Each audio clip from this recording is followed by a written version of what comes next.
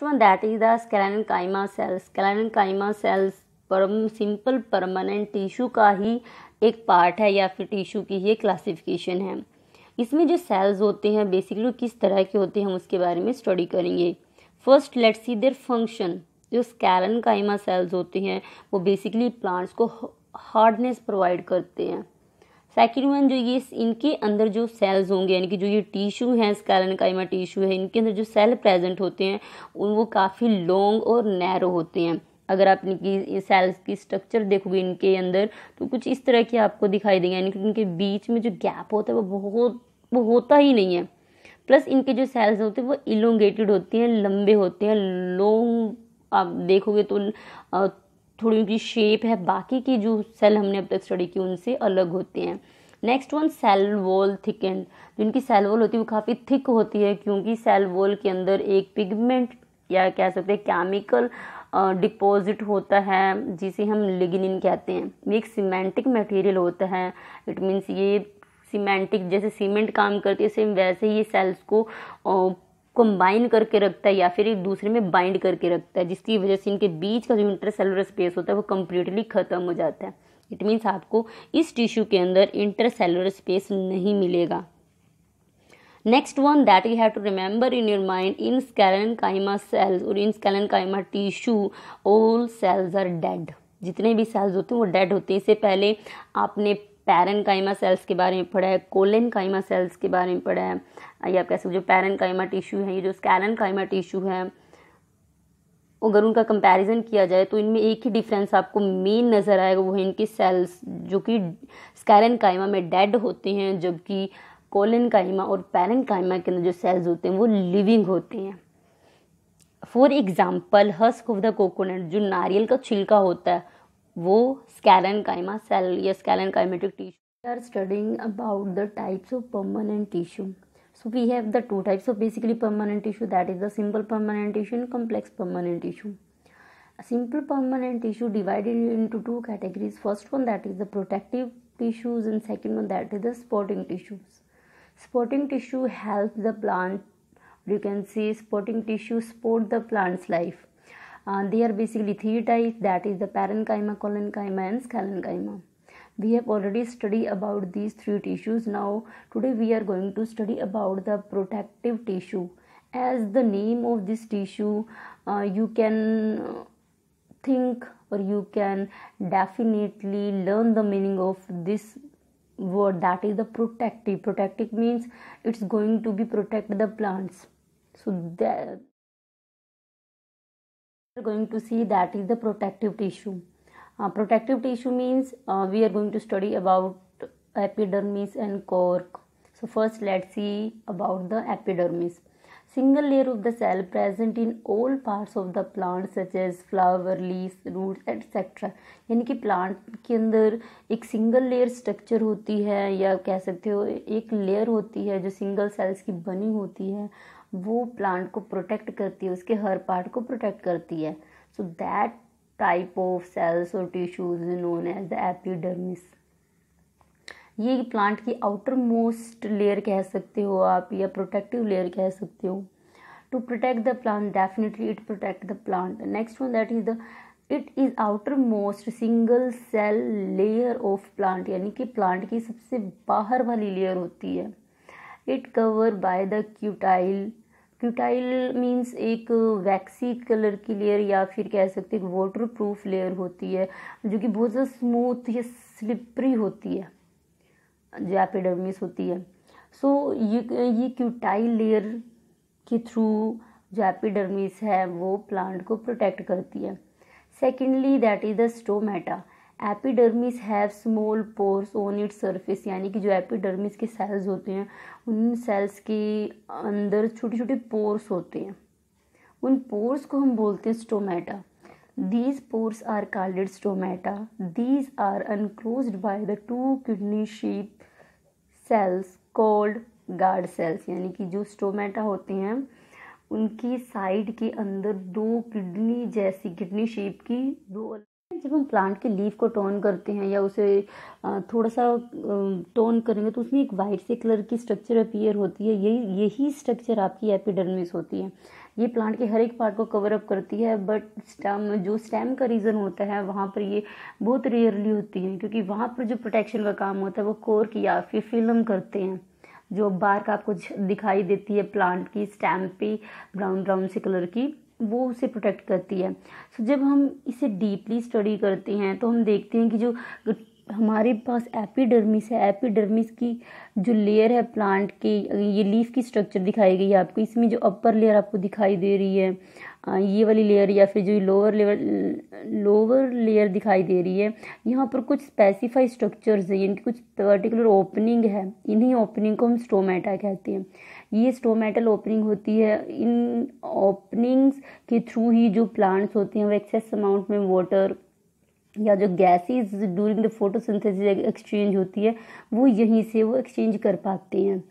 Next one है, अगर इसकी स्ट्रक्चर को आप ध्यान से देखोगे स्टोमेटा की, तो स्टोमेटा के स्ट्रक्चर में बेसिकली आपको न्यूक्लियस जो कि गार्ड सेल्स के अंदर होते हैं, ये बीन शेप स्ट्रक्चर दिखाई दे रही है। गार्ड सेल्स होते हैं जो कि स्टोमेटल ओपनिंग को क्लोज करने में या फिर जो स्टोमेटल पोर्स होते हैं उनको क्लोजिंग और ओपनिंग में हेल्प करते हैं।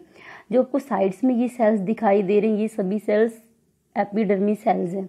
एपिडर्मिस सेल्स के बीच में एक छोटी सी ओपनिंग होती है जिसे हम स्टोमेटा कहते हैं।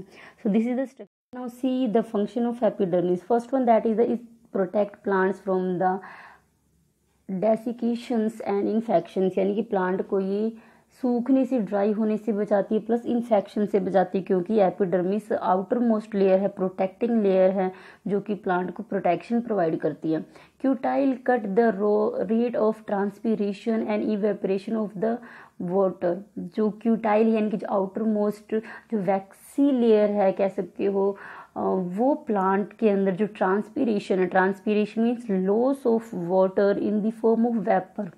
जब प्लांट वाटर को लॉस करता है वेपर की फॉर्म में, तो उस प्रोसेस को हम बोलते हैं ट्रांसपीरेशन। और ट्रांसपीरेशन भी स्टोमेटल ओपनिंग के थ्रू ही होती है, क्योंकि पूरे प्लांट को एपिडर्मिस कवर अप कर देता है। सिर्फ स्टोमेटल ओपनिंग होती है जिनके थ्रू जो वेस्ट मटेरियल है या फिर एक्सेस अमाउंट में जो मटेरियल है वो प्लांट से बाहर आ सकते हैं, अदरवाइज और वो कहीं से नहीं आ सकते। या फिर जो स्टेम रीजन होती है वहाँ पर ओपनिंग होती है, वहाँ से वो बाहर आ सकते हैं।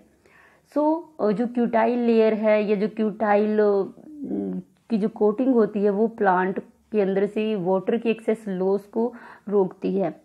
Next one that is it means stomata की हम बात करें, it allow gases exchange during the photosynthesis, यानी कि जो प्लांट के अंदर गैसेज की मूवमेंट होती है ड्यूरिंग द फोटोसिंथेसिस वो भी स्टोमेटल ओपनिंग की वजह से ही पॉसिबल है। अगर स्टोमेटल ओपनिंग ना हो तो प्लांट्स के अंदर किसी भी तरह की गैसेज एक्सचेंज नहीं हो सकती, क्योंकि स्टोमेटा एक ऐसा पॉइंट है जहाँ से गैसेज प्लांट के अंदर जा सकती हैं और प्लांट से बाहर आ सकती हैं। Next one that is the it helps in transpiration. मैंने पहले ही आपको बताया ट्रांसपीरेशन में हेल्प करती है। ट्रांसपीरेशन में जो वाटर वेपर्स, जो वाटर है प्लांट के अंदर एक्सेस अमाउंट में अगर अब्जॉर्ब हो जाता है तो उसको वेपर्स की फॉर्म में प्लांट अपनी बॉडी से कह सकती है या प्लांट से बाहर रिलीज कर दिया जाता है। So the process in which water is release in the form of vapour from the plants, you can से with the help of stomatal opening, that process is known as transpiration. So this is the function of epidermis. The cork film और you can say bark, यानी कि जो stem होती है किसी भी plant की आपने देखा होगा, उसकी जो सबसे आउटर मोस्ट लेयर होती है वो काफ़ी रफ होती है जिसे हम बार्क या छाल कहते हैं प्लांट की। तो हम उसके बारे में स्टडी करेंगे, क्योंकि कॉर्क, बार्क या फिर जो फिल्म है वो भी प्लांट को प्रोटेक्ट करने का ही काम करती है। इसी वजह से ये प्रोटेक्टिव टिश्यूज के अंदर हम इसे स्टडी करते हैं। So let's see it make up of dead cells with thick wall and don't have intercellular space. तो जो कोर्क जिन सेल से बना होता है वो सेल बेसिकली डेड होती हैं, उनकी जो वॉल होती है वो काफ़ी थिक होती है और उनमें इंटरसेलुलर स्पेस नहीं होता, यानी कि जो कोर्क के सेल्स होते हैं उनके बीच में स्पेस नहीं मिलेगा आपको। Next one, cell wall in cork deposit waxy substance called suberin. ये जो वैक्सी सब्सटेंस है यानी कि जो जेली सा सब्सटेंस होता है ये प्लांट के अंदर जो सेल वॉल है वहाँ डिपॉजिट होती है, और इसी सब्सटेंस की हेल्प से जो प्लांट है कहीं ना कहीं, ये जो स्टेम है वो कहीं ना कहीं आप कह सकते हो जो वेस्ट मटेरियल है उनको रिलीज करता है। Next one that is the cell wall is impressible, it does not have protoplasm, यानी कि आप सेल वॉल जो होती है आप उसको प्रेस नहीं कर सकते क्योंकि उसमें साइटोप्लाज्म नहीं है, वो ऑलरेडी बहुत ज़्यादा थिक है और उसमें सबरिंग की डिपोजिशन है, तो कहीं ना कहीं उसकी थिकनेस बहुत ज़्यादा रहती है, काफ़ी ज़्यादा वो टफ हो जाता है जिसकी वजह से वो इम्प्रेसिव, आप उसे प्रेस नहीं कर सकते। सेल वॉल इम्प्रीमिएबल मीन्स उसमें से जनरली जो चीज़ें होती है वो पर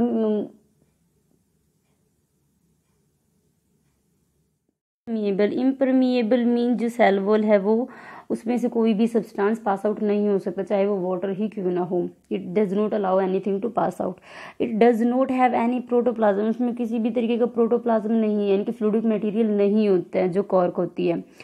नेक्स्ट आता है आपके पास दैट इज द फंक्शन, यानी कि कॉर्क बेसिकली फंक्शन क्या करता है। So let's see, it prevent plants from the infection और मैकेनिकल इंजरी। डेफिनेटली जो प्लांट्स को इन्फेक्शन है या बैक्टीरिया है, वायरस है, फंजाई है, किसी भी दूसरी माइक्रो ऑर्गेनिजम्स के इन्फेक्शन से ये प्रोटेक्ट करता है और मैकेनिकल सपोर्ट प्रोवाइड करता है, या फिर कह सकते हो मैकेनिकल जो इंजरी होती है उससे भी प्रोटेक्ट करता है। मैकेनिकल इंजरी मीन्स मान लो अगर बाहर से किसी न्यू से कुछ भी कट करने की कोशिश की या फिर उसे प्रेस करने की कोशिश की, तो जो बार्क होता है वो उसे प्रोटेक्ट करता है मैकेनिकल इंजरी से। Next one, it is shock absorber insulator for the plants. तो ये क्या है, शॉक अब्जॉर्बर मीन्स जो बाहर का डैमेज होता है, सडनली मान लो किसी ने ज़ोर से प्लांट को हीटअप कर दिया, या ज़ोर से आपने प्लांट को प्रेस कर दिया, या आपने प्लांट के ऊपर किसी चीज़ से मारा, तो उसमें उस केस में क्या होता है, ये सडनली जो भी डैमेजेस होते हैं उसको अब्जॉर्ब कर लेते हैं या फिर प्लांट को उस डैमेज से प्रोटेक्ट करते हैं। इंसुलेटर फॉर द प्लांट्स, तो ये प्लांट्स की जो टेम्परेचर है या जो प्लांट्स को बाहर की ह्यूमिडिटी है, बाहर का टेम्परेचर है, उससे प्रोटेक्ट करता है। सडनली अगर टेम्परेचर बहुत ज़्यादा हो जाता है तो ऐसा नहीं होगा कि प्लांट के अंदर कैसा डैमेज हो जाए गर्मी की वजह से, नहीं। जो बार्क है या कॉर्क है या फिल्म जिसे कहते हैं वो प्लांट को प्रोटेक्शन प्रोवाइड करता है।